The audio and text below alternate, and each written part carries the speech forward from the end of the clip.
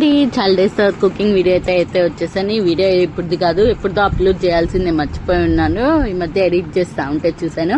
ఇదేంటంటే France fry ఎలా చేసుకోవాలి అనేది. నాకు అంటే చాలా ఇష్టం నాన్ వెజ్ లో ఫ్రాన్స్ అనేది. ముందుగా పసుపు ఉప్పు వేసి నేను ఆల్రెడీ 1 డే ఫ్రిడ్జ్ లో అయితే స్టోర్ చేశాను. నెక్స్ట్ డే బయటికి తీసి ఇంకా కారము, అలాగే అల్లం వెల్లుల్లి పేస్ట్, అలాగే లైట్ గా పెప్పర్ వేసి కొద్దిగా అయితే మ్యాగ్నేట్ చేసుకుంటున్నాను. అలా బాగా మిక్స్ చేసిన తర్వాత ధనియాల పొడి, గరం మసాలా పొడి వేసి బాగా మిక్స్ చేసుకోవాలి. లైట్ గా కావాలంటే కొద్దిగా ఆయిల్ ఇంకొద్దిగా వాటర్ అనేది యాడ్ చేసుకోవచ్చు. ఇక్కడ 1 టేబుల్ స్పూన్ కార్న్ ఫ్లోర్, అలాగే 1 టేబుల్ స్పూన్ శనగపిండి అయితే వేసి, అలాగే లైట్ గా లెమన్ జ్యూస్ అయితే పిండాను. ఇక్కడ టేస్ట్ అనేది చాలా అంటే చాలా బాగా వచ్చింది. నేను ఇక్కడ మిస్ చేసింది ఏంటంటే రైస్ ఫ్లోర్ వేయడం అయితే మిస్ చేశాను. అదే నేను చేసిన మిస్టేక్ ఏమో.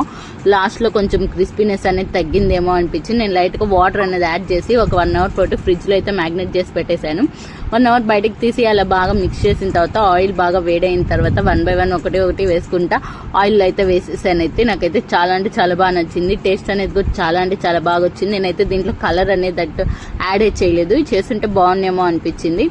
ఆయిల్ మాత్రం బాగా పీల్చింది. బయట చేసే వాళ్ళకి ఇంట్లో మనం చేసుకునే దానికి డిఫరెన్స్ అనేది వస్తుంది కదా అని నాకైతే ఇప్పుడే ఐడియా వచ్చింది. నేను కొంచెం బయట గార్నిష్ గా వేయడానికి నేను కొద్దిగా ఆనియన్స్, అలాగే పచ్చిమిరపకాయలు అలాగా పైన డెకరేషన్ గా అయితే చేశాను. నాకైతే టేస్ట్ అనేది చాలా అంటే చాలా బాగా వచ్చింది. ఒకసారి ఇలా ట్రై చేసి చూడండి. ప్రాన్స్ ఫ్రై అనేది చాలా అంటే చాలా బాగుంటుంది. నేను చేసిన తప్పు మీరు ఎవరు చేయకుండా ఉండాలంటే సబ్స్క్రైబ్ చేసుకోండి.